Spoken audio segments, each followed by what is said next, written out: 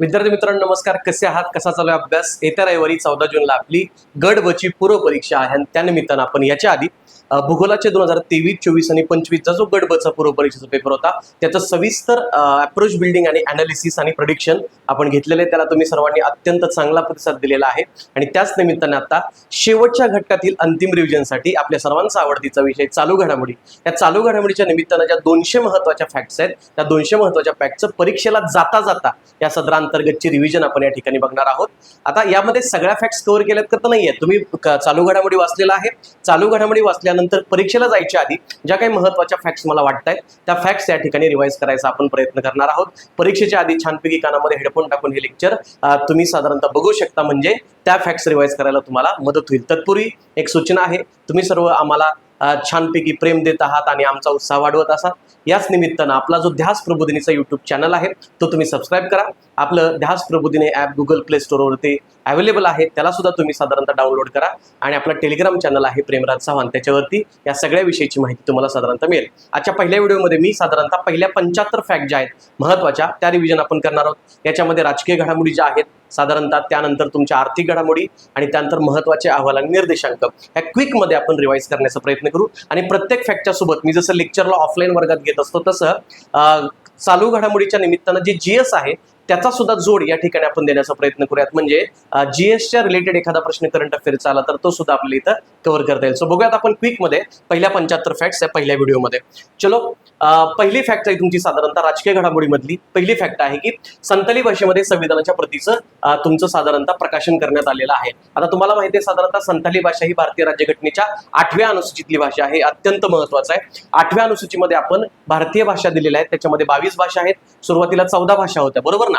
सुरुवातीला 14 भाषा होत्या, नंतर साधारणतः त्याच्यामध्ये 8 भाषा ऍड करण्यात आल्या होत्या। त्या 8 भाषा कधी ऍड करण्यात आल्या त्याचा क्रम तुम्हाला विचारला जातो। मग तुम्हाला हे माहिती आहे 21वी घटना दुरुस्ती, 71वी घटना दुरुस्ती आणि 92वी घटना दुरुस्ती हे तुम्हाला क्लिअर कट पद्धतीने माहिती आहे। मग आधी तुमची सिंधी आली, त्यानंतर तुमची कोकणी, मणिपुरी, नेपाळी, त्यानंतर मग तुमची बोडो, मैथिली, डोंगरी आणि संथाळी या भाषांचा त्याच्यामध्ये समाविष्ट करण्यात आला, तर हे व्यवस्थित लक्षात ठेवा। आणि 96वी घटना दुरुस्ती आहे, त्याच्यामध्ये ओरियाचं ओडिया करण्यात आलं, हे क्लिअर आहे तुमचं, हे एक साधारणतः लक्षात ठेवा। ओके, राष्ट्रपतींनी याचं साधारणतः प्रकाशन केलेलं आहे। कदाचित इथं नरेंद्र मोदी वगैरे किंवा इतर काही मंत्री असतील त्यांचं नाव इथं देऊ शकतात, कारण याच्या आधी मला वाटतं राज्यसेवा पूर्व 2024ला एक प्रश्न आलेला होता, त्याच्यामध्ये जे विधेयक होतं तुमचं नारी शक्ती वंदन अधिनियम ते नरेंद्र मोदींनी सादर केलं असं त्याच्यामध्ये वाक्य दिलं होतं, जे की तुमचं अर्जुन मेघवाल यांनी सादर केलेलं होतं, तर त्यामुळे ते एक लक्षात ठेवा। 2003च्या 92व्या घटना दुरुस्तीनं आताच मी तुम्हाला सांगितलं बोडो, मैथिली, डोंगरी आणि संथाळी या 4 भाषांना आपण तिथं घटनात्मक दर्जा दिलता आणि 8व्या अनुसूचीमध्ये समाविष्ट केलेला होता। कदाचित भूगोलाच्या अँगलनं असा प्रश्न विचारू शकतात की तुमच्या ज्या आदिवासी जमाती आहेत छोटा नागपूर पठाराच्या शेजारच्या, म्हणजे कुठल्या, झारखंड, ओडिसा, पश्चिम बंगाल आणि बिहार, याच्या आसपासचे आदिवासी समुदाय आहेत ते संथाली भाषा बोलतात। याच सोबत अजून एक लक्षात घ्या, संथाली भाषेची संविधानाची आवृत्ती आपण पहिल्यांदाच प्रकाशित केली आणि सिंधी भाषा जी आहे तुमची, जी 21व्या घटना दुरुस्तीने समावेश करण्यात आली होती, तिची सुद्धा आपण एक नवीन आवृत्ती, सुधारित आवृत्ती प्रकाशित केली। त्यामुळे दोन्ही फॅक्ट लक्षात ठेवा।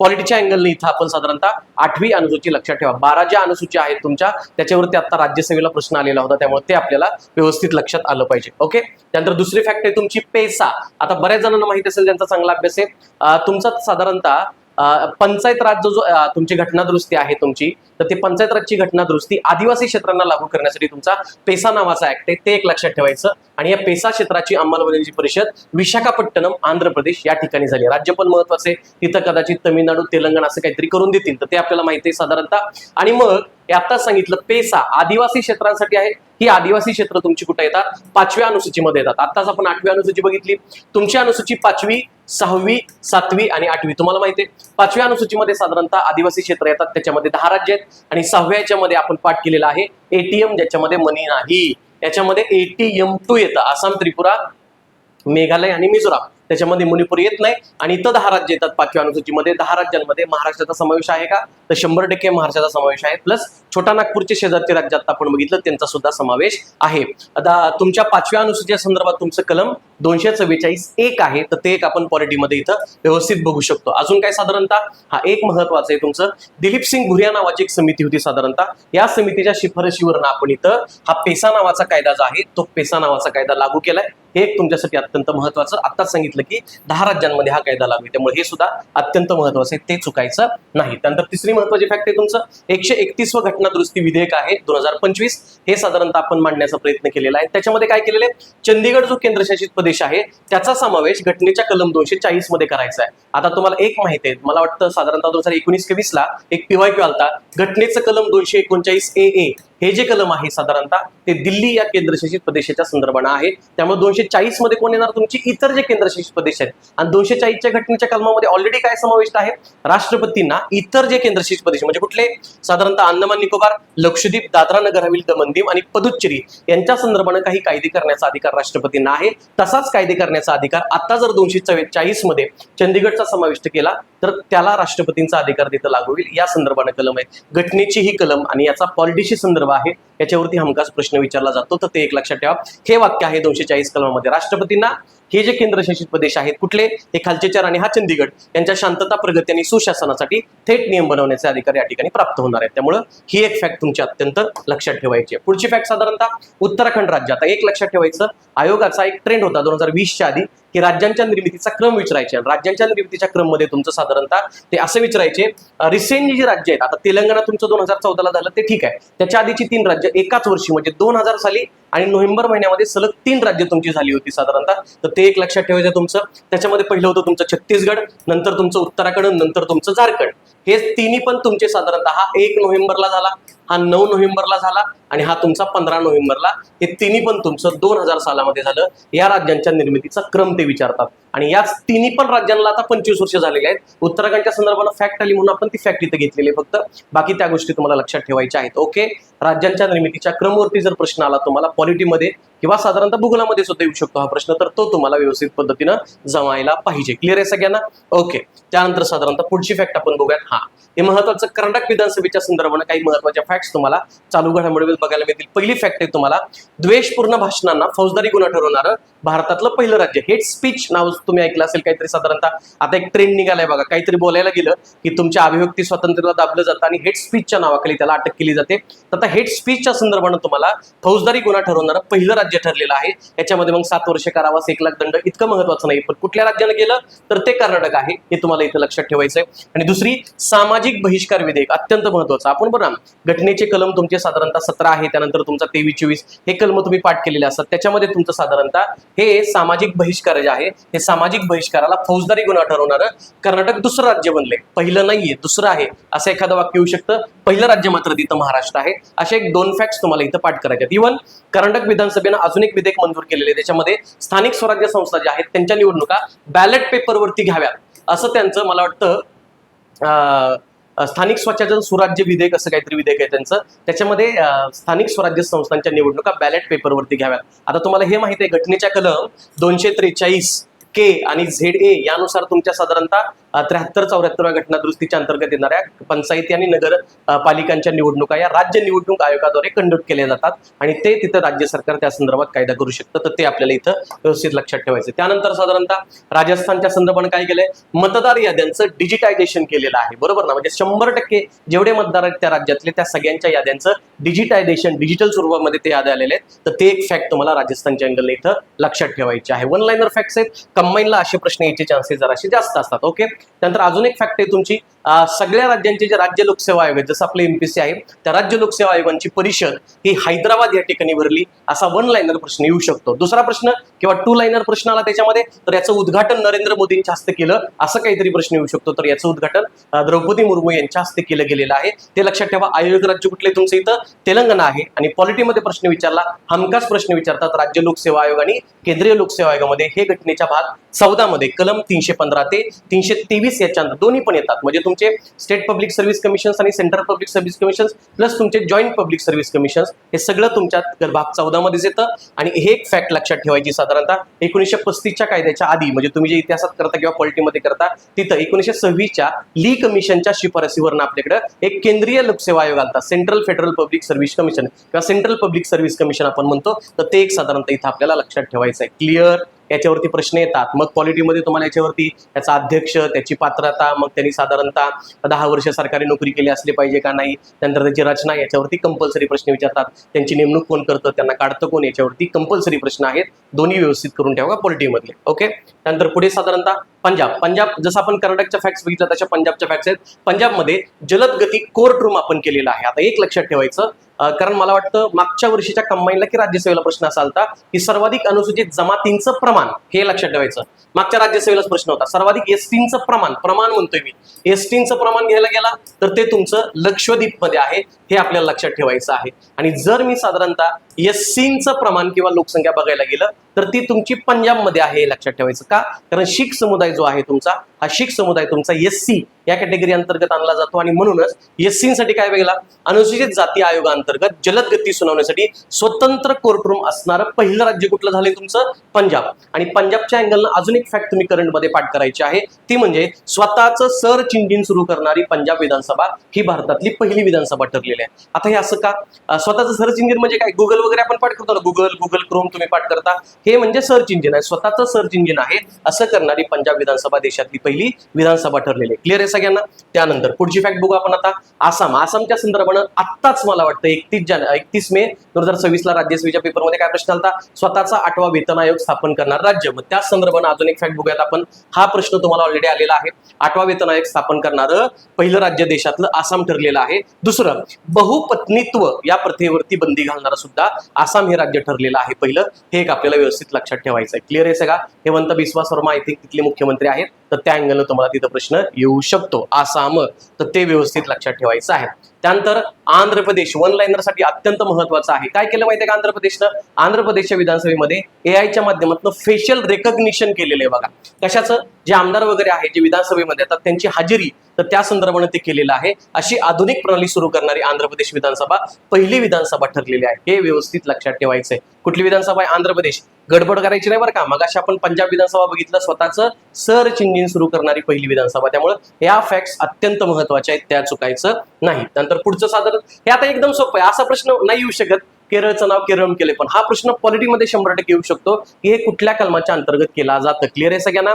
घटनेचे कलम 1 ते 4 याच्यामध्ये भारतीय संघराज्य आहे. 1 मध्ये तुम्हाला भारतीय संघराज्याचं नाव आहे. कलम 2 आणि 3 तुमच्यासाठी अत्यंत महत्वाचं आहे. एखादं नवीन राज्य आपण स्थापनच केलं नव्यानं तर ते 2 मध्ये येतं, ऍडमिट किंवा एस्टॅब्लिश्ड न्यू स्टेट्स. आणि आधीच जे राज्य आहेत अस्तित्वात त्यांचं अल्टरेशन केलं, त्यांचं नाव बदललं, तर त्याला आपण साधारणतः कलम 3च्या अंतर्गत घेतो. कलम 3ची पॉलिटीमधली अजून एक महत्वाची फॅक्ट अशी आहे की कलम 3ला राष्ट्रपतीची पूर्वसंमती असल्याशिवाय ते विधेयक तुमचं संसदेमध्ये मांडता येत नाही. त्यामुळं कलम 3 हे अत्यंत महत्वाचं आहे आणि संसद कायद्याद्वारे या सगळ्याचं नाव बदलू शकते, हे एक तुम्हाला इथं लक्षात ठेवायचं आहे. असंच आपण साधारणतः 2011 मध्ये ओरिसाचं नाव बदलून आपण ओडिशा असं केलेलं होतं, तर ते एक आपण लक्षात ठेवायचं. कुठली घटना दुरुस्ती? तुमची 96वी घटना दुरुस्ती बरं का. तर ते एक आपण साधारणतः इथं लक्षात ठेवू शकतो. All good. सो महत्वाच्या फॅक्ट्स आपण बघतोय.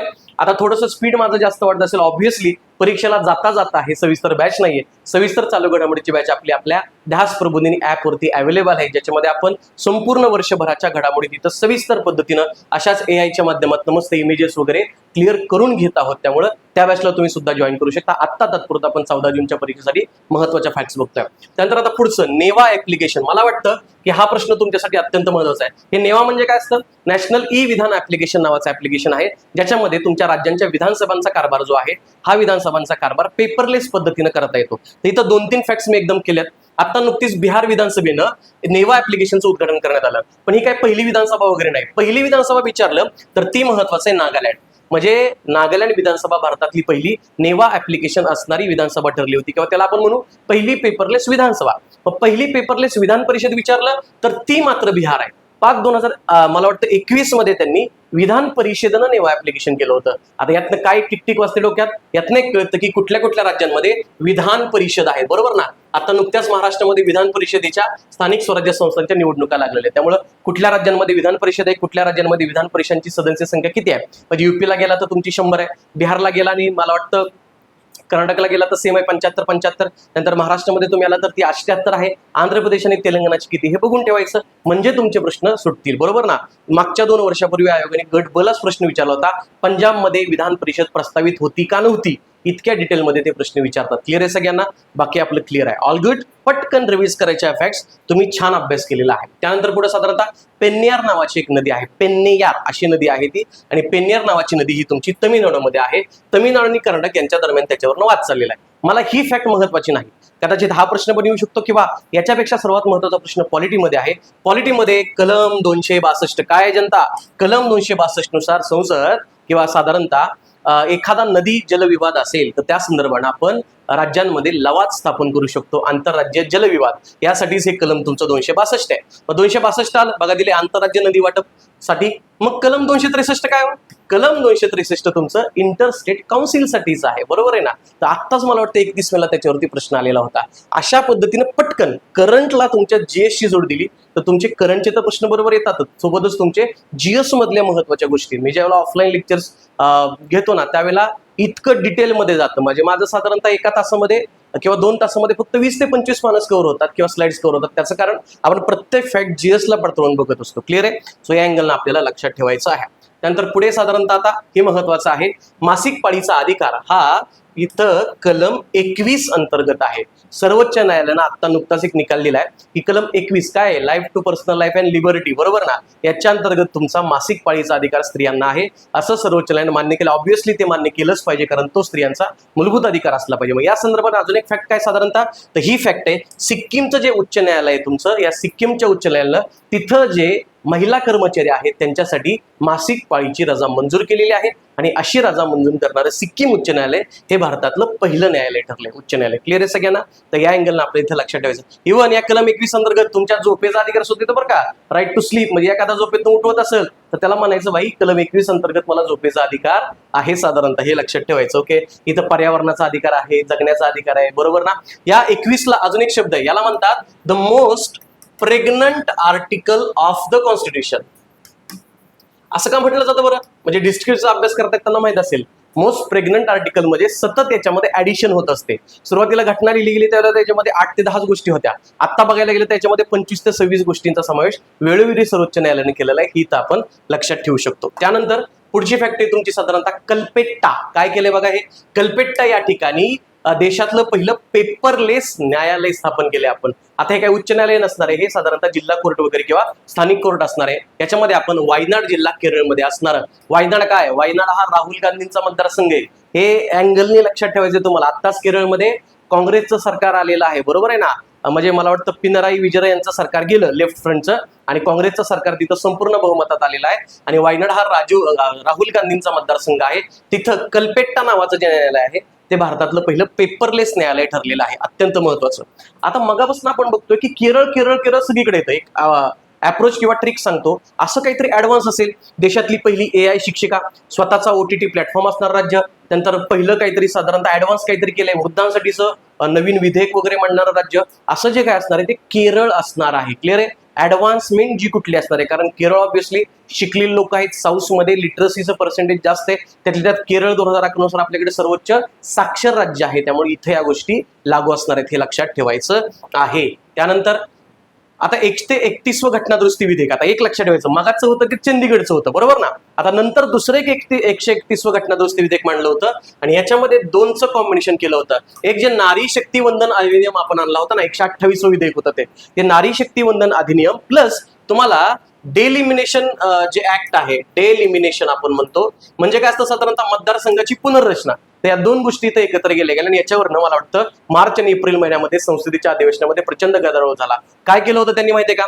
याच्यामध्ये जे महिलांना लोकसभेमध्ये 33% आरक्षण आहे का नाही, लोकसभा आणि विधानसभामध्ये हे 33% आरक्षण लागू करायचं होतं. आता हे सगळ्यांना मान्य आहे, कारण त्या विधेयकावरती सकारात्मक चर्चेसाठी कुणी याला विरोध करणार नाही. पण याच्यासोबतच काय केलं सध्याच्या केंद्र सरकारनं, ते म्हणले की हे पण करा, आणि प्लस आमच्या लोकसभेच्या जागा आहेत का ना, ते सध्याच्या 545 वरनं काय करा, डायरेक्ट 850 पर्यंत वाढवा. म्हणजे एवढं डोकं लावलंय. आता नवीन संसदेची बिल्डिंग झाली ना, त्याच्यामध्ये 1250 खासदार बसतील एवढी जागा करून ठेवली. म्हणजे असं काहीतरी, ऑब्व्हियसली जशी लोकसंख्या वाढेल तशा जागा वाढल्या पाहिजेत. पण गंमत काय होते माहितीये का? असा जर आपण भारत घेतला ना, या भारतामध्ये हे जे नॉर्थ भाग आहे या भागामध्ये म्हणजे तुमचं युपी, बिहार, राजस्थान, मध्य प्रदेश यासारख्या राज्यांनी लोकसंख्या कंट्रोल करायला प्रयत्न केलेच नाहीत. त्यामुळे त्यांची लोकसंख्या प्रचंड गतीने वाढली. म्हणजे अजून पण ते असं म्हणू की नॉर्थस्टाईनच्या नियमानुसार दुसऱ्या अवस्थेत आहेत लोकसंख्येच्या. पण ही जी साऊथची राज्य आहेत ना तुमची, तमिळनाडू, केरळ, कर्नाटक, या राज्यांनी लोकसंख्या नियंत्रणासाठी अत्यंत चांगले प्रयत्न केले. म्हणजे साऊथच्या राज्यांचा याला प्रचंड विरोध असणार आहे, हे लक्षात ठेवा. कारण वरच्या जनगणनेनुसार जागा घेतल्या 2011च्या, तर जागा उत्तरेतल्या राज्यांच्या वाढतील, दक्षिणेतल्या राज्यांच्या वाढणार नाहीत, हे लक्षात ठेवायचं. आता बघा बरं, सिंपल. आता हे नॉन पॉलिटिकल बोलतोय मी, पण भाजपची सत्ता दक्षिणेकडच्या कुठल्या राज्यात आहे का? प्रत्येकी नाहीये. उत्तरेकडे मात्र सगळीकडे भाजप दिसते. त्यामुळे तिथल्या जागा वाढल्या तर त्यांना इनडायरेक्टली फायदा होतो, तर या अंतर्गत केलंय. ते जाऊ दे. आता आपल्याला पॉलिटी मधला महत्वाचा प्रश्न आहे. कलम 82 अंतर्गत लोकसभेच्या मतदारसंघाची पुनर्रचना करता येते आणि कलम 170 अंतर्गत विधानसभेच्या मतदारसंघाची पुनर्रचना करता येते. कलम 79, कलम 80, कलम 81, कलम 82 जोड्या लावाचा प्रश्न तुम्हाला इथे विचारू शकतात. लोकसभेच्या संदर्भात आहे. 79 संसद कुठे आहे, लोकसभा कुठे आहे, राज्यसभा कुठे आहे, हे तुम्हाला साधारणतः व्यवस्थित आलं पाहिजे. ओके. आता गंमत काय झाली माहितीये का? हे विधेयक जे आहे साधारणतः हे घटनादुरुस्ती विधेयक होतं, बरोबर ना? आणि घटनादुरुस्ती विधेयकाला आपल्याकडे जॉईंट सिटिंग आहे का नाही, याच्यावरती प्रश्न आलाय बघा. आणि त्यानंतर एक लक्षात ठेवायचं की याला 2/3 बहुमत, विशेष बहुमत लागतं तुम्हाला. आणि विशेष बहुमतासोबतच तुम्हाला प्रभावी बहुमत लागतं आणि प्लस राज्यांचं समर्थन सुद्धा लागतं. आणि याच्यामुळे हे आता अडकून पडलेलं आहे. हे काय मान्य होणार नाही. मला वाटतं भाजप सरकारनं मागच्या 12 वर्षात जी काही विधेयकं मांडली त्याच्यामधलं हे पहिलं विधेयक आहे जे मान्य नाही झालं. त्यामुळे असे पण पाहिजे. याला सक्षम लोकशाहीचं उदाहरण आपण इथं म्हणू शकतो. त्यानंतर पहिलं तुमचं पहिल्या क्विअर म्हणजे काय, तुमचे LGBTQ समुदाय आहेत तुमचे, साधारणतः समलिंगी समुदाय, तर त्या संदर्भाच्या पहिल्या खासदार ठरलेल्या आहेत. त्यांचं नाव आहे मेनका गुरुस्वामी. मेनका गुरुस्वामी या आधी सर्वोच्च न्यायालयाच्या वरिष्ठ वकील होत्या, न्यायाधीश नव्हत्या बरं का. पेपरमध्ये ते न्यायाधीश देतील. आणि दुसरं महत्वाचं, त्यांचा पक्ष आहे तृणमूल काँग्रेस. म्हणजे आता लेक्चर रेकॉर्ड करताना मागच्या 4-5 दिवसाच्या घडामोडी बघितल्या तर त्यामध्ये तृणमूल काँग्रेसची फूट झालेली आहे, जशी शिवसेना आणि राष्ट्रवादी काँग्रेसची आपल्याकडे झाली. तर ते एक लक्षात ठेवायचं.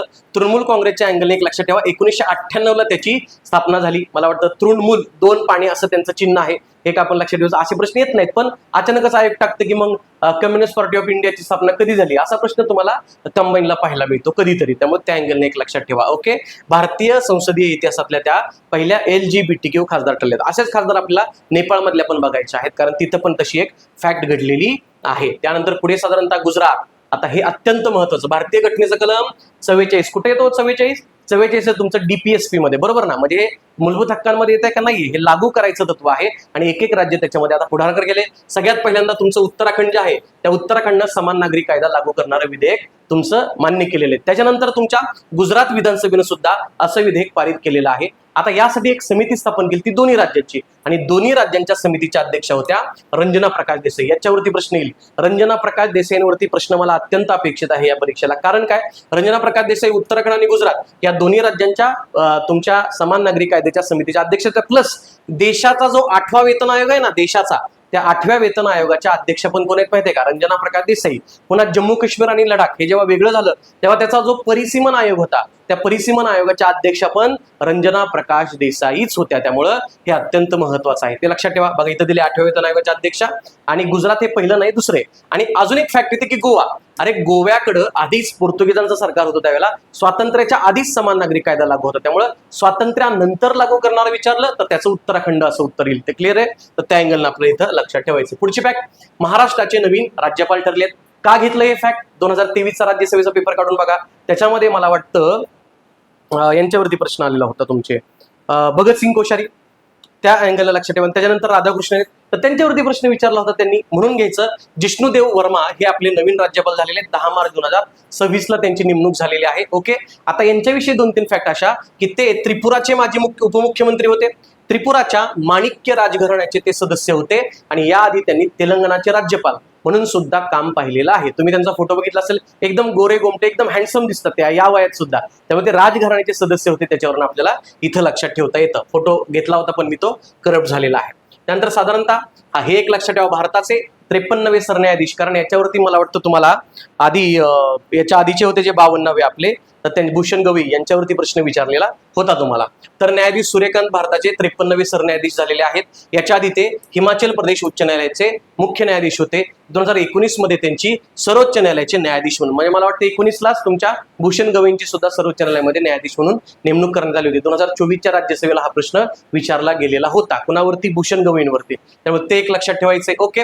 आता याच्यावरनं पॉलिटीमध्ये काय करायचं आपण, पॉलिटीमध्ये करत असताना सर्वोच्च न्यायालयाचे जे न्यायाधीश असतात त्यांच्या नेमणुकीचे निकष ते पाठ करायचं. मग किती वर्ष वकिली केली पाहिजे, किती वर्ष न्यायाधीश पाहिजे, आणि निष्णात कायदे पंडित अशी तिथं अट आहे जी की उच्च न्यायालयाच्या न्यायाधीशाला नाही. त्यामुळे ते व्यवस्थित करून ठेवायचं, तिथं चुकायचं नाही. इव्हन सर्वोच्च न्यायालयाची कलम सुद्धा त्याच्यावरती सुद्धा प्रश्न विचार 124, 25, 26, 27 याच्यावरती तुम्हाला कंपल्सरी प्रश्न विचारलेला आहे. त्यानंतर आता साधारण वन लाईनर फॅक्ट आहे तुमची. नीला नावाची एक ह्युमनॉइड रोबोट आहे. ही कुठं वापरली गेली? पुदुच्चेरीची आता नुकतीच निवडणूक झाली ना, त्या पुदुच्चेरीच्या निवडणुकीमध्ये लोकांचा सहभाग वाढावा मतदानासाठी, त्या संदर्भानं नीला नावाची एक ह्युमनॉइड रोबोट आपण पुदुच्चेरीमध्ये वापरलेली आहे मतदानाची टक्केवारी वाढवण्यासाठी. तर ते एक साधारणतः आपल्याला इथं लक्षात ठेवायचं आहे. त्यानंतर पुढं आत्ताच आपण बघितलं ना गुरुस्वामी, तसं भूमिका श्रेष्ठ हे नेपाळच्या पहिल्या ट्रान्सजेंडर महिला खासदार ठरलेल्या आहेत, बरोबर ना. जसं आपण भारतामध्ये काय बघितलं, पहिल्या खासदार गुरुस्वामी ज्या की तृणमूल काँग्रेसच्या होत्या, तशा या भूमिका श्रेष्ठ नेपाळच्या पहिल्या ट्रान्सजेंडर महिला खासदार ठरलेल्या आहेत. तर ते एक आपण साधारणतः लक्षात घ्यायचं. आता ह्या झाल्या राजकीय घडामोडी मागच्या साधारणतः 8-10 महिन्यातल्या. त्यानंतर पुढे आपण बघूयात चालू घडामोडी. त्याच्यामध्ये पहिल्या आहेत आर्थिक घडामोडी. आर्थिक घडामोडीमध्ये काय बघायचं आपल्याला, एक प्रश्न इकॉनॉमिकच्या अँगलने प्रश्न विचारतात किंवा करंटमध्ये तर थेट प्रश्न विचारला जातो. त्याच्यामध्ये पहिली घडामोड आहे वर्ल्ड इकॉनॉमिक आउटलुकचा अहवाल आलेला आहे. वर्ल्ड इकॉनॉमिक आउटलुक हा जो अहवाल आहे तो तुमची IMF नावाची संस्था आहे ना, इंटरनॅशनल मॉनिटरी फंड. दोन गोष्टी लक्षात ठेवायची इकॉनॉमिक्समध्ये, वर्ल्ड बँक आणि IMF याला ब्रेटन वूड ट्विन्स असं म्हटलं जातं. यांची स्थापना तुम्ही करून ठेवायची एक 27 डिसेंबर आणि 31 डिसेंबर 1944-45 या अँगलला तुम्ही इथं लक्षात ठेवू शकता. तर ते आहे WTO वेगळं, वर्ल्ड ट्रेड ऑर्गनायझेशन ही तुमची 1 जानेवारी 1995 त्याच्या आधी गॅट करार होता. सगळ्या गोष्टींवरती प्रश्न विचारले, म्हणून या गोष्टी मला एकदा GST अँगलनं सांगायच्या वाटतात. यांच्या अहवालानुसार भारताची अर्थव्यवस्था जगात 6व्या स्थानी, आपण आधी जास्त उड्या मारल्या होत्या ना, 4थ्या स्थानी एकाच वर्षात आपल्याला मागं टाकलं गेलं, आणि मग तुमचा ब्रिटन आणि जपानने मागं टाकलं आणि आपण 4थ्या स्थानी होतो. आता 4थ्या स्थानी तुमचा UK आला, 5व्या स्थानी जपान आला आणि भारत 6व्या स्थानी आहे. पहिल्या नंबरला कोण आहे तुमचा? ऑब्व्हियसली USA असणार आहे. आणि याच वर्ल्ड इकॉनॉमिक आउटलुकने एक रिपोर्ट दिला आहे की भारताचा वृद्धी दर IMFच्या नुसार 6.5% असणार आहे, जो की जगात सर्वाधिक असणार आहे. आणि दुसरं जागतिक बँकेनं सांगितलंय तो 6.6. हे लक्षात ठेवा. आणि आपला जो इकॉनॉमिक सर्वे मागचा त्याच्यामध्ये त्याचा अंदाज आय थिंक 7.4% असं सांगितलेलं आहे. त्यामुळं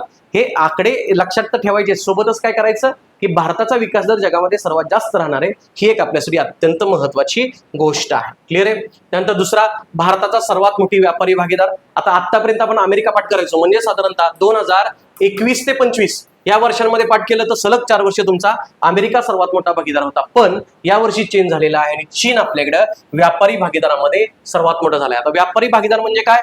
आयात आणि निर्यात या दोन्हीचं व्हॉल्यूम काढलं तर त्याच्यामध्ये जो पहिला येतो त्याला म्हणतो आपण सर्वात मोठा व्यापारी भागीदार. त्याच्यामध्ये आपला चीन अव्वल स्थानी आलेला आहे, ते आपल्याला इथे लक्षात ठेवायचं. दुसरं, एक आत्ताच प्रश्न विचारला होता राज्यसेवेला की मला वाटतं 17 मेच्या गडबच्या परीक्षेला, आणि UPSCला सुद्धा आता प्रश्न विचारला होता. सेमी कंडक्टरचा एक सेज प्रकल्प आहे. आता सेजचं धोरण आपल्याकडे 2000 साली आलं होतं, बरोबर आहे ना, स्पेशल इकॉनॉमिक झोन. पण सेमी कंडक्टरचा पहिला सेज प्रकल्प भारतामध्ये गुजरात राज्यामध्ये धोलेरा या ठिकाणी Tata semi conductor manufacturing private limited याला आपण अधोसूचित केलेला आहे, बरोबर ना.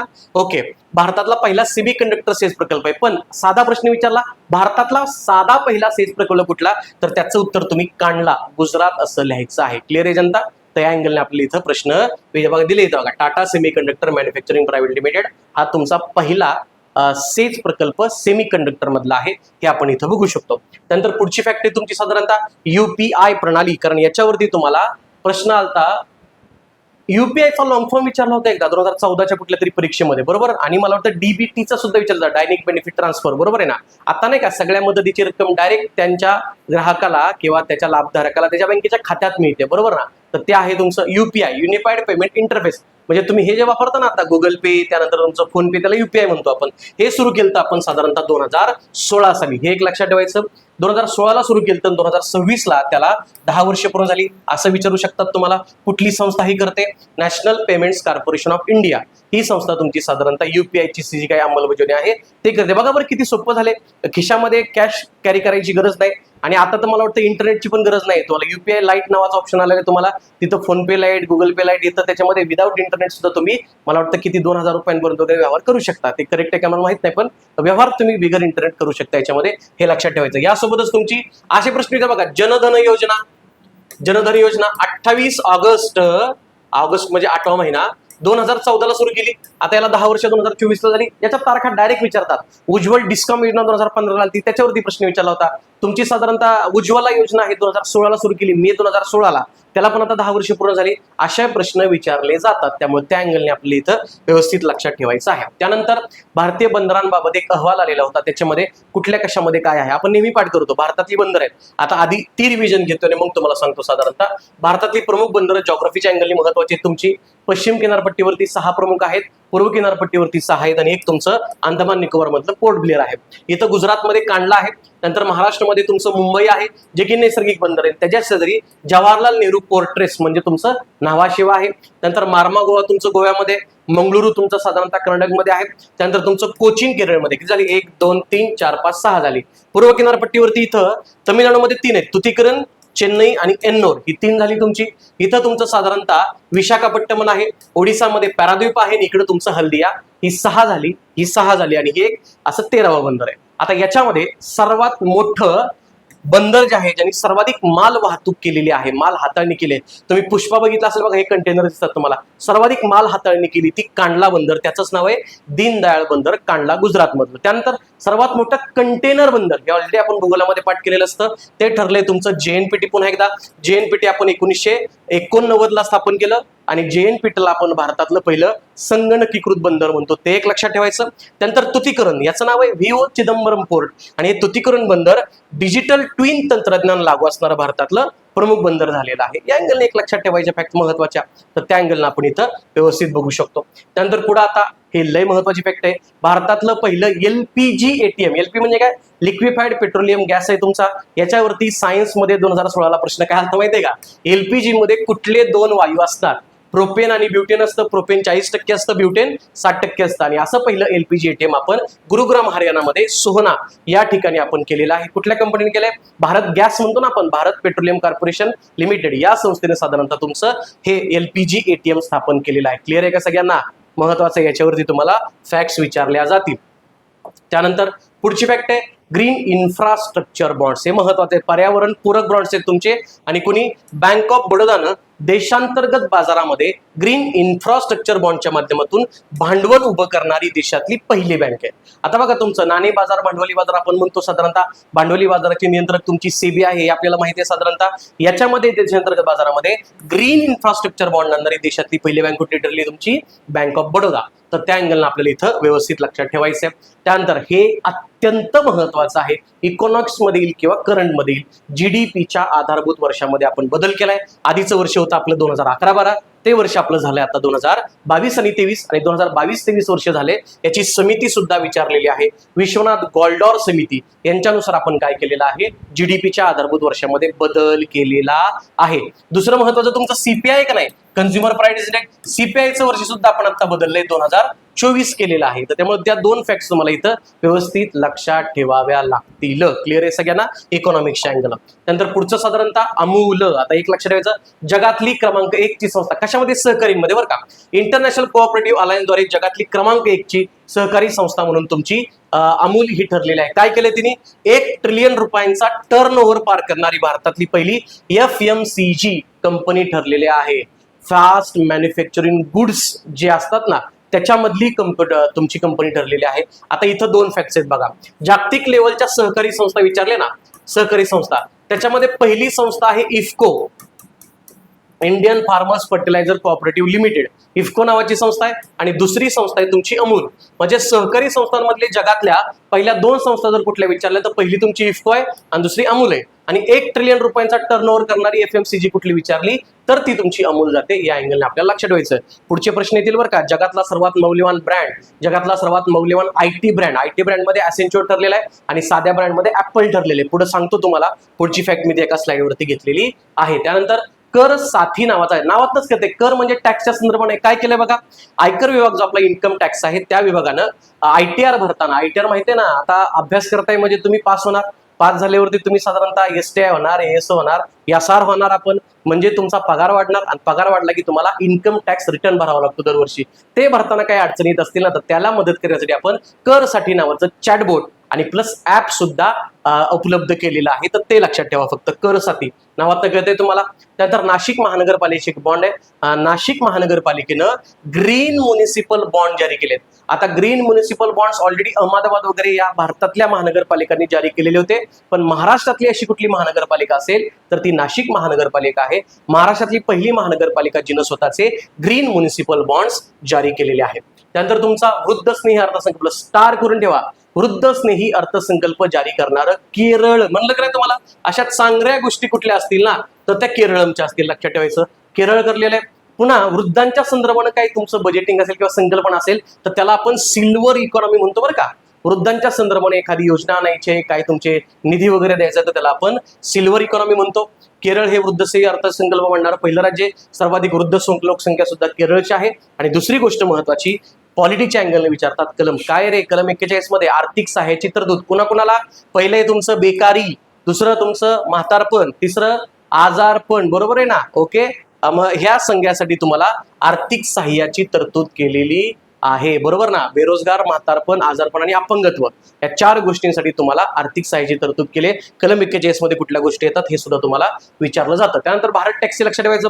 उबेर ओला विषयी लय राडा चाललाय महाराष्ट्रामध्ये, तर मराठी आलीच पाहिजे नाही तर तुम्हाला बंद करू असं परिवहन मंत्र्यांनी आपल्याला सांगितलंय 15 जून पर्यंत. तर त्या संदर्भानं भारत टॅक्सी नावाची आपण एक टॅक्सी सेवा केलेली आहे. आणि हा तुमचा साधारणतः ड्रायव्हरच्या मालकीचा प्लॅटफॉर्म आहे. कुठली मधली तुमची मेडिएटिंग एजन्सी याच्यामध्ये नसणार आहे. स्वतः ड्रायव्हर त्याची नोंदणी करून ते आपण भारत टॅक्सी ॲपच्या माध्यमातून ओला उबेर सारखं वापरणार आहे. एवढे एक लक्षात ठेवायचं. ओके, आणि हे सहकार्य दौरचं पहिलं राईड हेलिंग प्लॅटफॉर्म आहे.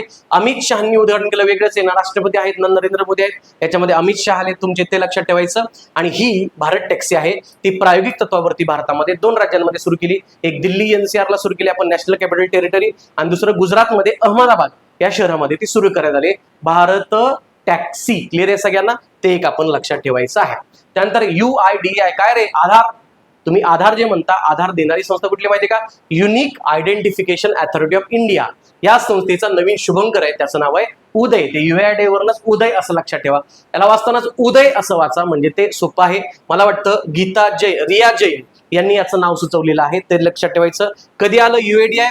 आता UIDAI ची स्थापना जवळपास 2009 ची आहे. त्याला वैधानिक दर्जा आपण 2016 दिला. त्याचं मुख्यालय जवळपास नवी दिल्लीला आहे. आणि आधारच्या माध्यमातून देशातलं पहिलं आधार जे आहे ते महाराष्ट्रामधल्या नंदुरबार जिल्ह्यामधील रंजना सोनावणे यांना मिळालेलं होतं, तर ते लक्षात ठेवायचं. एक तर हे पण पाठ करा, UID ची स्थापना त्याला किती वर्ष झाली वगैरे, त्या अँगलनं सुद्धा प्रश्न येऊ शकतो. त्यानंतर पुढे भारतीय जनगणना चालू आहे सगळीकडं. आता मला वाटतं पहिला टप्पा महाराष्ट्रामधला गृहगणनेचा संपत आलेला आहे. त्याच्यामध्ये एप्रिल 26 ते सप्टेंबर 2026 यामध्ये आपली गृहगणनेचा पहिला टप्पा आहे. आणि गृहगणनेमध्ये आपण 33 प्रश्न विचारणार आहे बरं का. याच्यावरती सुद्धा प्रश्न होता, मागच्या वर्षी 34 प्रश्न होते 11ला. आता आपण 33 प्रश्न विचारणार आहे. आणि ही भारतातली पहिली डिजिटल गणना ठरणार आहे. आणि स्वातंत्र्यानंतरची पहिली जातनिहाय जनगणना ठरणार आहे. हे पण आपल्याला इथं लक्षात ठेवायचं आहे, बरोबर ना. हा पहिला टप्पा आहे. दुसरा टप्पा फेब्रुवारी 27 मध्ये ऍक्च्युअल मध्ये लोकसंख्येची गणना असणार आहे. देशातली पहिली डिजिटल आणि स्वतंत्र भारताची पहिली जातनिहाय गणना आहे. मग हा तुमच्या जाती म्हणजे लोकसंख्या गणनेचा विषय कुठे येतो माहितीये का, हा तुमच्या संघसूची आहे जी ना 7वी अनुसूची, तिथं सगळे विषय आहेत संघसूचीमधले, राज्यसूची आणि समवर्ती सूची. तर ह्याच्यामधले विषय क्रमांक 69 मध्ये तुमचं साधारणतः हे जनगणनेचा विषय तिथे येतो. हे एक आपल्याला लक्षात ठेवायचं आहे. त्यानंतर स्वातंत्र्यानंतरची 8वी, एकूणातली 16वी हे माहित पाहिजे तुम्हाला.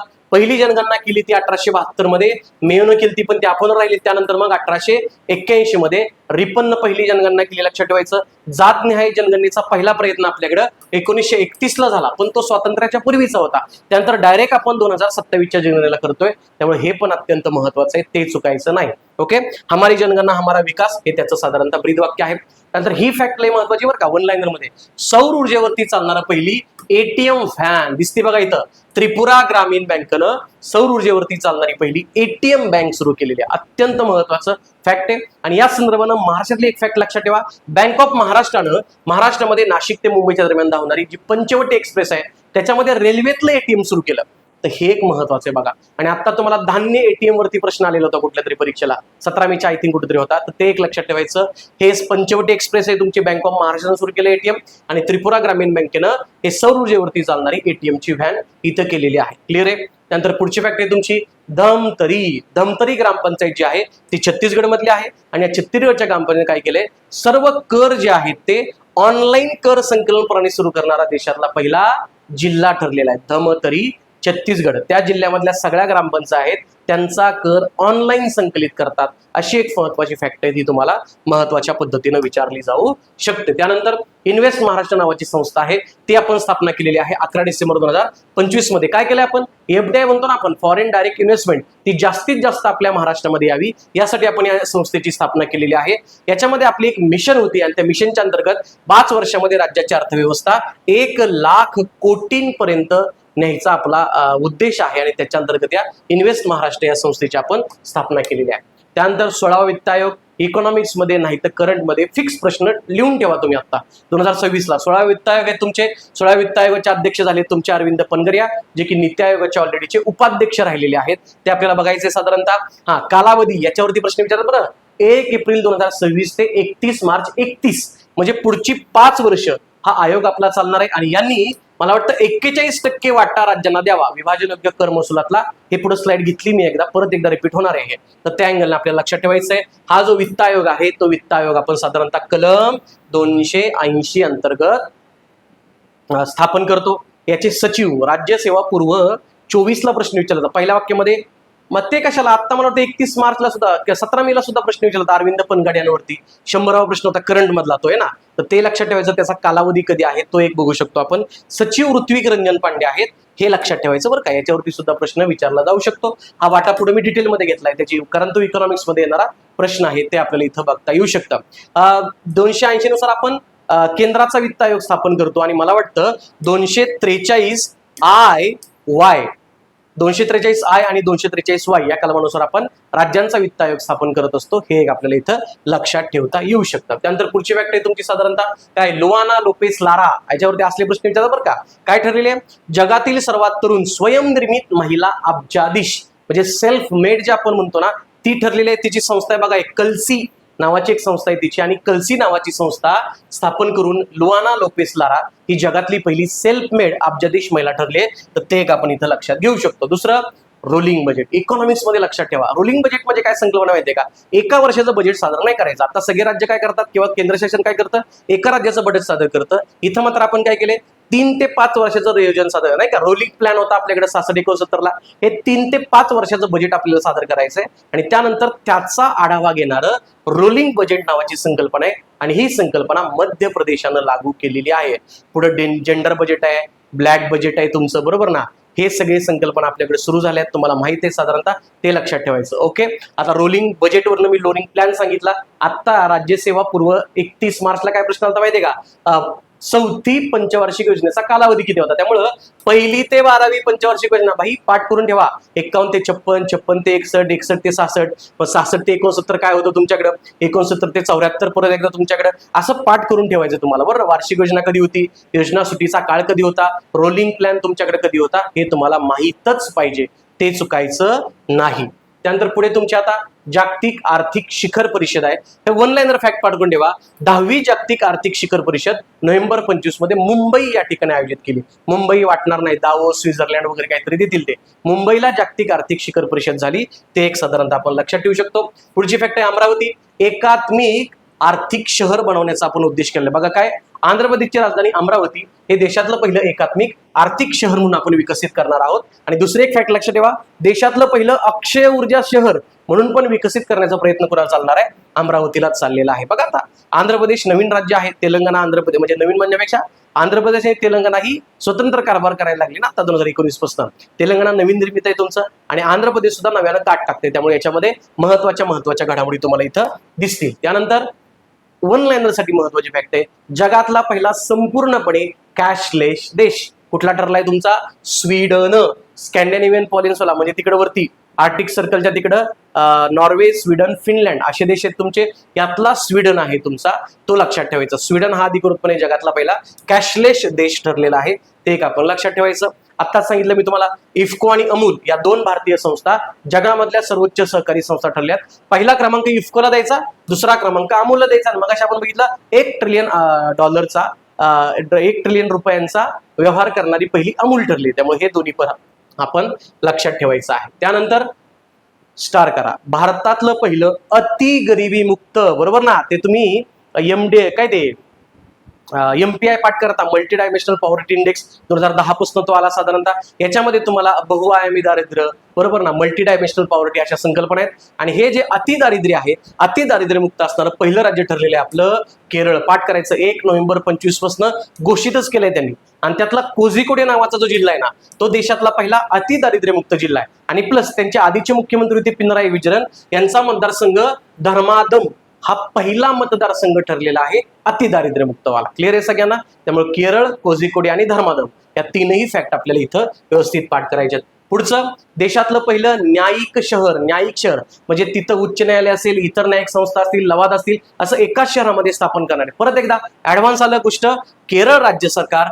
कलामसिरी येथे देशातलं पहिलं न्यायिक शहर उभारणार आहे. ही एक फॅक्ट तुमच्यासाठी अत्यंत महत्वाची. बघा बरं, महत्वाच्या फॅक्ट्स तुम्हाला इथं चांगल्या पद्धतीनं कळत आहेत. ऑल गुड, क्लिअर आहे सगळ्यांना? सो त्या अँगलनं बघता येईल. त्यानंतर पुढे साधारणतः विविध अहवाल आणि निर्देशांक आपण इथं बघूयात. आता अहवालामध्ये पाठांतर भरपूर असतं मला मान्य, पण मी मोजून 12 ते 13 अहवाल घेतलेले आहेत. एवढे नीट करून ठेवा. याच्यामध्ये पण महत्वाचे असतात ते पुन्हा एकदा सांगतो, पण याच्यावरती प्रश्न अपेक्षित आहे. आता पहिला आहे जगातली सर्वोत्तम खाद्य शहरांचा एक अहवाल जाहीर केलाय. आता मला सांगा, इटालियन फूड असतं बघा, जसं चायनीज फूड असतं तसं इटालियन. त्यामुळे इटालियन फूड जगांना आवडतं, लोकांना आवडतं. म्हणून इटलीतली शहरं बघा, इटली मधलं नेपल्स हे जगातलं पहिल्या क्रमांकावरचं सर्वोत्तम खाद्य शहर आहे. दुसरं इटली मधलं मिलान, दोन्ही इटलीमध्ये येतात. भारतातलं मुंबई वडापावलं हे 5व्या क्रमांकाचं सर्वोत्तम खाद्य शहर आहे. एवढंच पाठ करायचं. इटली मधलं नेपल्स, दुसरं तुमचं इटली मधलं मिलान, आणि त्यानंतर मुंबई 5व्या क्रमांकावरती आहे. दिल्ली पाक 48व्या, म्हणजे छोले भटुरे ते लांब जायचं तुमचं. एवढ्या 2 फॅक्ट पाठ केल्या तरी सुद्धा व्यवस्थित होऊन जाईल. त्यानंतर पुढचा, हे महत्वाचं आहे, सर्वोत्तम शहर निर्देशांक आहे तुमचा. जगामधलं सर्वोत्तम शहर, ऑब्व्हियसली आपण काय मुंबईची नावं घेत नाहीत, कारण तिथं बकालपणा जास्त आहे. मग लंडन अतिशय सुंदर वाटतं, पिक्चरचं चित्रीकरण कुठं करतो आपण तिकडच. त्यामुळे लंडन 1 नंबरला, दुसरं न्यूयॉर्क आहे, आणि तिसरं पॅरिस. लंडन तुमचं युनायटेड किंगडम मध्ये आहे, न्यूयॉर्क तुमचं USA मध्ये आहे, आणि पॅरिस तुमचं स्वित्झर्लंड मध्ये आहे. ही जगातली सर्वोत्तम पहिली 3 शहर आहेत. पण भारतामध्ये कोण येतं? भारतामधलं पहिलं येतं बेंगलोर, जे की तुमचं साधारणतः 29व्या क्रमांकावरती आहे. म्हणजे जगामध्ये भारतातलं 1 नंबरचं शहर 29व्या क्रमांकाला जातं. इतकं आहे साधारणतः तुमचं, तर ते लक्षात ठेवा. लंडन सोपं आहे. त्यानंतर महिला शांतता आणि सुरक्षा निर्देशांक आला तुमचा 2025-26 मध्ये. भारत हा 131 म्हणजे पाक लांब गेलेला आहे महिला शांतता सुरक्षा. मला वाटतं महिलांसाठी सर्वात सुरक्षित शहर आपल्याकडचं बंगळुरू ठरलेलं आहे. बंगळुरू 2 नंबरला चेन्नई आणि 3 नंबरला पुणे आहे. ते बघूच आपण फॅक्ट पुढं. आणि या निर्देशांकानुसार भारत 131व्या क्रमांकावर आहे. आणि जगातलं पहिलं हे असलेच देश असं बघा, डेन्मार्क आहे, आईसलँड आहे आणि नॉर्वे. हे जगातले पहिले 3 देश आहेत. इथं आपण साधारणतः बघू शकतो. त्यानंतर पुढे एशिया पॉवर इंडेक्स, बरं का, कुठले साधारणतः सरकार सर्वात सक्षम आहे हे सांगणारा आशिया खंडातला जो इंडेक्स आहे त्याला आपण म्हणतो एशिया पॉवर इंडेक्स. ते कोण? आता लोवी नाहीये इथं, लोवी नावाचं इन्स्टिट्यूट आहे. हे लोवी इन्स्टिट्यूट हा निर्देशांक जाहीर करत असताना त्याच्यामध्ये भारत 3ऱ्या क्रमांकावरती आहे. पहिल्या क्रमांकाला USA आहे, 2ऱ्या क्रमांकाला चायना आहे, 3ऱ्या क्रमांकाला इंडिया आहे. मास्तर तुम्ही तर म्हणताय एशिया पॉवर इंडेक्स आणि पहिल्या क्रमांकाला USA देत आहे, तसंच आहे रिपोर्टमध्ये. लक्षात ठेवायचं, USA ला आपण कॅल्क्युलेट केलेलं आहे, कारण एशियन पॉवरची आकडेवारी जरा जास्त काय म्हणतात शक्तिशाली व्हावी, त्यासाठी USA येतो इथं. हे लक्षात ठेवा. 2 नंबरला चायना आणि 3 नंबरला ऑब्व्हियसली इंडिया असेल. USA नसतं तर चायना नंतर आपण इंडिया आलेला असता, हे आपल्याला लक्षात ठेवायचं आहे. त्यानंतर पुढचं जागतिक शहरीकरण. शहरीकरण म्हणजे अर्बनायझेशन. कुठं शहरीकरण वाढलेलं आहे. म्हणजे आधी जर मला विचारलं असतं ना तुम्ही, तर टोकियो जपान मधलं जगातील सर्वाधिक लोकसंख्येचं शहर होतं. 3.5 कोटी लोक एका शहरामध्ये राहायचे. पण आता त्याला मागं सांगून इंडोनेशियामधलं जकार्ता हे जे आहे, राजधानीच आहे त्याची, हे जकार्ता साधारणतः तुमचं सर्वात शहरीकरण असणारं शहर ठरलेलं आहे. हे लक्षात ठेवायचं. जगामध्ये 1 नंबरला जकार्ता आहे, 2 नंबरला बांगलादेशचं ढाका आहे, 3 नंबरला टोकियो आहे, आणि 4 नंबरला आपली दिल्ली येते. हे लक्षात ठेवा. पण भारतीय जनगणनेनुसार 2011च्या आपल्या जनगणनेनुसारचं सर्वाधिक शहर आहे मुंबई, 2 नंबरला येतं दिल्ली, 3 नंबरला येतं कोलकाता, आणि मग येतं चेन्नई. हे आपल्या जनगणनेनुसार बरं का. आणि जागतिक अर्बनायझेशन अहवालानुसार आपल्याकडे पहिलं दिल्ली येतं. हे एक लक्षात ठेवायचं. 1 लाइनरचा प्रश्न विचारू शकतात, जकार्ता इंडोनेशिया, तर ते एक आपल्याला लक्षात ठेवायचंय. पुढं जगातली सर्वात श्रीमंत महिला उद्योजिका हुरून इंडियाचा एक अहवाल येतो. यानुसार जयश्री उल्लाल या अरिस्टा नेटवर्कच्या अध्यक्ष आणि CEO आहेत. त्या जगातील सर्वात श्रीमंत भारतीय वंशाच्या सेल्फ मेड महिला. मगाशी आपण काय बघितलं, जगातली सेल्फ मेड उद्योजका तरुण मधली 29 वर्षाची ब्राझील मधली ते, आणि भारतीय वंशाचे विचारलं तर त्यांचं नाव आहे जयश्री उल्लाल. तर ते एक आपण इथं लक्षात ठेवू शकतो. पुढची फॅक्ट, जगातलं सर्वोत्तम आंतरराष्ट्रीय विमानतळ सिंगापूरचं चांगी विमानतळ हे सलग दुसऱ्यांदा जगातलं सर्वोत्तम आंतरराष्ट्रीय विमानतळ ठरले. ऑब्व्हियसली सिंगापूर देश म्हटलं की आपल्यासमोर अतिशय छान बिल्डिंग, एकदम सुंदर नजारा राहत होतं, तर तिथलं विमानतळ आहे तर ते सर्वाधिक सुंदर असणार आहे. सलग दुसऱ्या वर्षी चांगी विमानतळ आहे, ते एक लक्षात ठेवा. त्यानंतर भारतातली दानशूर व्यक्तींची यादी अत्यंत महत्वाचं आहे, हे चुकायचं नाही. भारतातील दानशूर व्यक्तींच्या यादीमध्ये HCL जी कंपनी आहे ते HCL चे शिव नाडर हे पहिल्या क्रमांक. इथं अंबानी वगैरे येतं नाही, टाटा असायचे दुसऱ्या तिसऱ्या नंबरला आधी, पण हे श्रीमंतांची यादी नाही. जगामध्ये इलॉन मस्क सर्वाधिक अब्जाधीश किंवा सर्वात श्रीमंत आहे. भारतामध्ये मुकेश अंबानी मला वाटतं आता तुमचे अदानी झालेले आहेत. आणि दानशूर व्यक्ती घेतल्या, दानशूर व्यक्तींमध्ये शिव नादर पहिल्या क्रमांकावरती आणि महिलांमध्ये रोहिणी निलकनी पहिल्या क्रमांकावरती आहेत, हे लक्षात ठेवायचं. त्यानंतर हेनले पासपोर्ट निर्देशांक, आता याच्यावरती प्रश्न येईल की नाही मला माहित नाही, पण त्यांनी महिना देऊन विचारला तर 100% येईल, कारण हा अहवाल वर्षातनं 2दा जाहीर केला जातो. पण फेब्रुवारी 2026च्या अहवालानुसार हेनले पासपोर्ट निर्देशांकामध्ये भारताचा क्रमांक 75 आहे. आधीच्या अहवालामध्ये आपला क्रमांक 85 होता, त्यामुळे आपली सुधारणा झालेली आहे, ते लक्षात ठेवा. फेब्रुवारी 26चा अहवाल दिला तर मात्र प्रश्न विचारतील. जगामध्ये सर्वाधिक अव्वल आहे सिंगापूर. इथल्या बऱ्याच देशांना व्हिसामुक्त प्रवेश मिळतो नागरिकांना, बऱ्याच देशांमध्ये. आपल्याकडल्या फक्त 56 देशांमध्ये आपल्याकडल्या नागरिकांना व्हिसामुक्त प्रवेश मिळत असतो. आणि ऑब्व्हियसली शेवटचं स्थान कोणाचं असणार आहे हेनले पासपोर्टमध्ये, ते अफगाणिस्तानचं असणार आहे. त्यांची लय बॅड इमेज आहे सगळीकडे. ओके, तर ते आपल्याला इथं लक्षात ठेवायचं आहे. त्यानंतर पुढचा आहे भ्रष्टाचार निर्देशांक, बरोबर ना. करप्शन इंडेक्स आहे तुमचा. जगातले 182 देशांमध्ये आपला नंबर 91, म्हणजे आपण निम्म्यातच बघा, 91 182, तर ते एक लक्षात ठेवायचं आपलं. जगातला पहिला देश म्हणजे भ्रष्टाचार मुक्त देश आपण म्हणू शकतो डेन्मार्क, सलग 8व्या वर्षी. हे पण महत्वाचं आहे, भारताचा क्रमांक 91 आहे, म्हणजे आपण लय मागे, हे लक्षात ठेवा. आणि शेवटचे देश आहेत तुमचे 181व्या नंबरवरती 2 देश आहेत, म्हणून ते 182 झाले. 181 नंबर यांचा, तर ते दक्षिण सुदान आणि सोमालिया. हे कुठं आलं दक्षिण सुदान? दक्षिण सुदान आलं तुमचं साधारणतः आफ्रिकेमध्ये. शेजारी देश आहेत तुमचे हे. सोमालियाचे चाचेले फेमस आहेत तुमचे, पायरेट्स आपण म्हणतो समुद्री, त्यामुळे तिथं भ्रष्टाचार मोठ्या प्रमाणावरती चालतो, तर ते एक आपल्याला इथं लक्षात ठेवायचं. त्यानंतर जगातली सर्वात महागडी शहरे, मगाशी आपण बघितलं सर्वोत्तम शहरांमध्ये लंडन होतं. त्यानंतर खाद्य शहरांमध्ये होतं तुमचं नेपल्स इटली मधलं, आणि जगातलं सर्वात महागडं शहर आहे स्वित्झर्लंड मधलं ज्युरिच, बरोबर ना. तिन्ही पण स्वित्झर्लंडची मधले आहेत. पहिलं ज्युरिच आहे, दुसरं जिनेवा आणि तिसरं बेसल. पहिलं, दुसरं आणि तिसरं महागडं. भारतातली शहरं महागडी नाहीत, भारतातली शहरं स्वस्त आहेत, त्यामुळे त्यांचा याच्यामध्ये नंबर लागत नाही. पण जगातलं सर्वात महागड आहे स्वित्झर्लंड मधलं ज्युरिच हे शहर आहे, सर्वात महागडं शहर ठरलेलं आहे. नुम्बिओ नावाची जी संस्था, या संस्थेद्वारे हा अहवाल जाहीर केला जातो, तर ते पण आपल्यासाठी अत्यंत महत्वाचं आहे. त्यानंतर पुढचे, जगातली सर्वात सुरक्षित एअरलाईन्स. बाई हे लय महत्वाचं आहे आता, कारण आपल्याकडे रिसेंटली लय मोठे विमान अपघात झालेत आणि आपण लय मोठ्या नेत्याला त्याच्यामध्ये गमावलंय. जगातलं सर्वात सुरक्षित एअरलाईन्स बघितली तर UAE ची इतिहाद, हे लक्षात ठेवायचं. तुम्ही बेबी पिक्चर बघितलाय का, किंवा कुठले पण स्पाय मूवीज बघा, त्याच्यामध्ये इतिहाद एअरवेज असतं तुमचं UAEचं. हे जगातलं सर्वात सुंदर किंवा सुरक्षित एअरलाईन्स आहे, हे लक्षात ठेवा.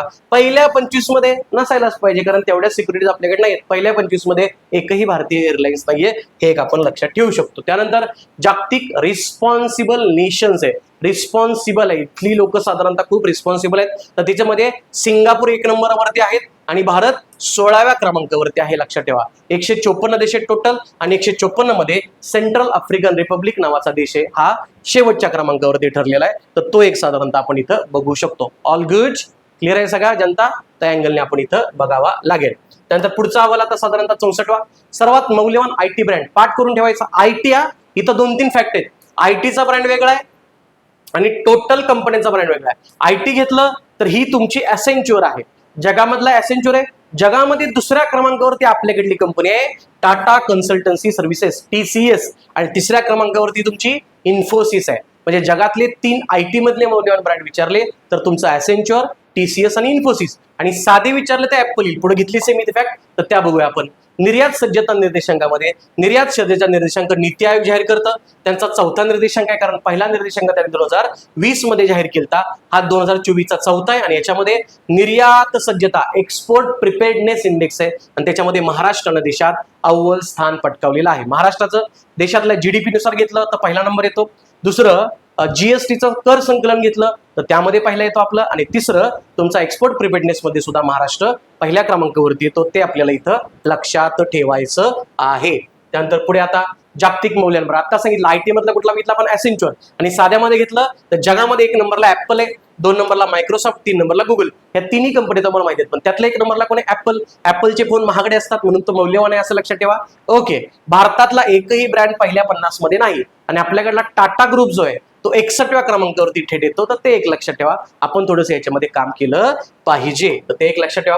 पुढं टॉमटॉम हा एक महत्वाचा आहे, याच्यावरती प्रश्न बनालाय. टॉमटॉम ट्रॅफिक इंडेक्स नुसार जगातलं सर्वाधिक ट्रॅफिकचं शहर ठरलेलं आहे मेक्सिको सिटी. ही तुमची मेक्सिको या देशाची राजधानी आहे, उत्तर अमेरिका खंडातल्या. ते लक्षात ठेवायचं.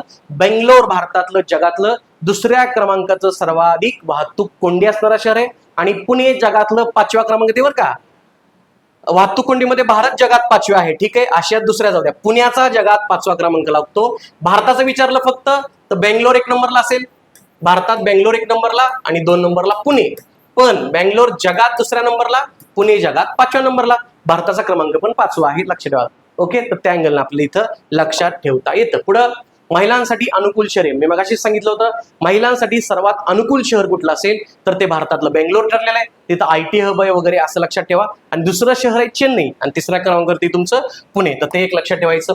त्यानंतर 69 फॅक्ट आहे साधारणतः. इथं आहे तुमचा 16वा वित्त आयोगाचा अहवाल. मगाशी काय सांगितलं, अरविंद पनगरिया, ऋत्विक रंजन पांडे 2026 ते 2031 हे सगळं झालं. 280 कलम, 243 IY सगळं झालं. आता इथं काय लक्षात ठेवायचं, 16व्या वित्त आयोगानं किती टक्के वाटा राज्याला दिलाय हा प्रश्न विचारतात. केंद्रीय विभाजन योग्य कर महसुलातला 41% वाटा राज्यांना द्यावा अशी शिफारस या आयोगानं केलेली आहे. आणि हा वाटा कसा डिसाईड करणार आहेत ते, तर हे 5 घटक जुने तुम्ही कुठलेही पेपर काढून बघा राज्यसेवा कंबाईनचे, याच्यावरती वित्त आयोगाच्या अहवालाचे निकष विचारले जातात. ते महत्वाचे. याच्यामध्ये उत्पन्नातली तफावत 42.5 म्हणजे सर्वात गरीब आणि श्रीमंत राज्य याच्यामध्ये करतात ते. लोकसंख्येला वाटा 17.5 देतात ते. त्यानंतर राजकोषीय लोकसंख्येची कामगिरी डेमोग्राफिक आपण परफॉर्मन्स म्हणतो त्याला 10%. क्षेत्रफळ, वन आणि GDP याला सुद्धा 10% योगदान आहे. अशा 5-6 मुद्द्यांवर आधारित तुम्हाला हा वाटा दिला जातो. आणि राजकोषीय तूट फिस्कल डेफिसिट आपण म्हणतो याला, ही फिस्कल डेफिसिट 3.5% खाली आणण्याच्या सूचना किंवा शिफारस केली. ही फिस्कल डेफिसिट कुठल्याही याची 3% पाहिजे देशाची, हे एक लक्षात ठेवायचं आपल्याला. महागाईचा निर्देशांक चलनवाढ जी ना, ही चलनवाढ 4 +-2 उर्जित पटेल समिती CPI हे करून ठेवायचं आहे आपल्याला, बरोबर. आणि अजून एक महत्वाची फॅक्ट तुम्हाला इथं विचारली जाऊ शकते, ती म्हणजे साधारणतः मला काय सांगायचं होतं आता इथं, ह्याच्यात तुटीत व्यवस्थित राजकोषीय तूट करून ठेवा, अर्थसंकल्पीय तूट करून ठेवा, प्राथमिक तूट करून ठेवा, कुठं व्याज दे येते कुठं भांडवली महसुली तूट येते हे करायचं. इकॉनॉमिक्स मध्ये याच्यावरती प्रश्न विचारला जाऊ शकतो. त्यानंतर 70 नंबरचे फॅक्ट, सर्वाधिक प्रदूषित शहर. सर्वाधिक प्रदूषित शहरांमध्ये IQ एअरचा इंडेक्स आहे आणि याच्यावरती प्रश्न विचारतात. जगातलं सर्वाधिक प्रदूषित शहर ठरले लोणी, UP उत्तर. आपल्याकडलं नाही बघा लोणी प्रवरा अहमदनगरचं, अहिल्यानगरचं. लोणी उत्तर प्रदेश मधलं सर्वाधिक प्रदूषित शहर आहे. नवी दिल्ली सलग 8व्या वर्षी सर्वाधिक प्रदूषित राजधानी ठरलेली आहे आणि भारत जगातला 6वा सर्वाधिक प्रदूषित देश ठरलेला आहे. भारत पहिला नाही असं काहीतरी आढळते का विचारतील. IQ एअरचा अहवाल आहे, तर तो एक लक्षात ठेवा. त्यानंतर ग्रीन कव्हर इंडेक्स महत्वाचं आहे. आपल्याकडे हायवेज असतात बघा, हायवेच्या कडेला किती तुम्ही ग्रीनरी किंवा झाडं लावले त्यानुसार हा तुमचा ग्रीन कव्हर इंडेक्स आहे. आणि ग्रीन कव्हर इंडेक्स हा तुमचा national highways authority of India NHAI नावाची संस्था देते. यानुसार सर्वाधिक हरित पट्टा महाराष्ट्र लागत आहे आसाम मध्ये, पहिल्या क्रमांकावरती आसाम, त्यानंतर गुजरात आणि तेलंगणा आहे. आणि सर्वात कमी पट्टा हिमाचल प्रदेश आणि दिल्ली आहे, कारण हिमाचल प्रदेशला डोंगर आहेत आणि दिल्लीला शहरीकरण आहे. तर या अँगल महाराष्ट्र कुठेच नाही बरं का, आपण एक आहे. भूगोलामध्ये प्रश्न विचारला रस्ते दळणवळणामध्ये सर्वाधिक जास्त नॅशनल हायवे, सर्वाधिक जास्त रुरल रोड्स आणि सर्वाधिक जास्त स्टेट हायवे, तिन्हीकडे सुद्धा महाराष्ट्र 1 नंबरला आहे. ऑलरेडी मी आता युट्यूबलाच व्हिडिओ आहे किंवा बॅच मध्ये सुद्धा सांगितलेलं आहे, हे एक आपण लक्षात ठेवायचं आहे. त्यानंतर पुढचा शस्त्रास्त्र आयात निर्देशांक आहे तुमचा SIPRI. ओके, हे लक्षात ठेवायचं. Stockholm International Peace Research Institute नावाचे, नावातच पीस आहे त्यामुळे इथं युद्ध, शस्त्रास्त्र, दहशतवाद यांचे अहवाल ते जाहीर करतात. आणि SIPRIच्या अहवालानुसार भारत हा मागच्या 4-5 वर्षांमध्ये जगातला सर्वात 2ऱ्या क्रमांकाचा शस्त्रास्त्र आयातदार देश आहे. पहिल्या क्रमांकावरती कोण असेल, रशिया युक्रेनचं युद्ध चालू आहे त्यातला युक्रेन सर्वाधिक आयात करतो, भारत 2ऱ्या क्रमांकावरती आहे. आता भारत सर्वाधिक आयात कुठून करतो, रशियाकडनं करतो. आणि सर्वात निर्यातीत कोण करत असेल, सर्वाधिक निर्यात तुमचा करत असेल. आता बघा 1 नंबरला युक्रेन आहे, 2 नंबरला भारत आहे. निर्यात कोण करत असेल सर्वाधिक, तर ती अमेरिका. क्लिअर आहे सगळ्यांना. ऑब्व्हियसली अमेरिकेकडे पैसा आहे त्यामुळे ते सर्वाधिक निर्यात करतात, पण भारत सर्वाधिक आयात कुठं करतो, रशिया, कारण ते आपलं मित्र राष्ट्र आहे. क्लिअर आहे ना. S-400 प्रणाली. आणि शेवटची फॅक्ट आपली पहिल्या व्हिडिओमधली आहे, जागतिक आनंद अहवाल आहे, वर्ल्ड हॅपीनेस इंडेक्स. मला वाटतं हा प्रश्न येऊ शकतो. 2026च्या अहवालानुसार सलग 9व्या वर्षी फिनलँड कुठं आला तुमचा, आर्टिक सर्कलच्या इथे, अतिशय शांत देशाला जगातला तलावांचा देश म्हणतात, लँड ऑफ 1000 लेक्स. फिनलंड आहे तुमचा. ओके, दुसरा आहे तुमचा आईसलंड. क्लिअर आहे. भारताचा क्रमांक डायरेक्ट 116. इतके आनंदी आपल्याकडले लोक आहेत. आता काय करणार, परीक्षा होतात, वेळेवर होत नाहीत, जागा निघत नाहीत, असं काहीतरी आहे. सो भारत 116व्या क्रमांकावरती आहे. याच्यामध्ये टोटल 147 देशांचा अहवाल दिलाय आणि शेवटच्या क्रमांकावरती अफगाणिस्तान आहे. आता अफगाणिस्तान ऑब्विसली मगाशी पण बघितलं आपण, अफगाणिस्तान आहे ते एक आपल्याला इथं लक्षात ठेवता येतं. क्लिअर आहे सगळ्यांना. सो या तुमच्या पहिल्या 75 फॅक्ट घ्यायचा प्रयत्न मी केलेला आहे. अशा आपण महत्वाच्या 200 फॅक्ट बघणार आहोत. अजून 2 व्हिडिओज टाकण्याचा मी प्रयत्न करणार आहे. पेपरच्या आधी क्विक मध्ये रिवाइज करा. आणि दुसरी गोष्ट, ज्यांना जॉग्राफीची रिव्हिजन करायची आहे त्यासाठी आपली जॉग्राफीची क्विक रिव्हिजन बॅच आपल्या ध्यास प्रबोधिनी ॲपवरती अवेलेबल आहे. पुन्हा एकदा सबस्क्राईब केलं नसेल तर ध्यास प्रबोधिनीच्या युट्यूब चॅनलला सबस्क्राईब करा, बेल आयकॉनला क्लिक करा, म्हणजे तुम्हाला सगळ्या नवीन व्हिडिओचे नोटिफिकेशन येतील. सगळ्यांना एक्झामला all the best. Thank you very much.